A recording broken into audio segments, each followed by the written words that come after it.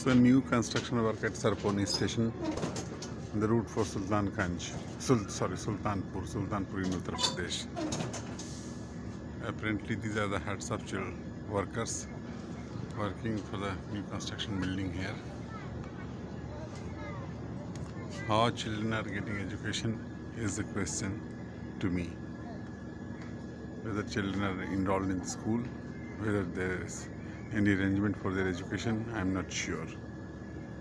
So Ministry of Railways needs to ensure that children of construction workers, they get proper education support, especially under they can be connected to the local ICDS and local school. Special teachers may be appointed, or special sahikas, especially in an Anganwadi worker. If not possible formally, then at least CSR organizations, they should come forward, or they should be connected, or they should be assigned the task of educating children. Hello, Mr. of Railways, could you please do the needful? Thank you very much. This is Dr. Mukhtar Alam.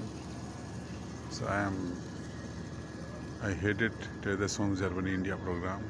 I also headed Save the Children Gujarat program, and of course DFID supported Forest Area Civil Society program, and I was with Government of Haryana education consultant for this special district of Mewat. Thank you very much. So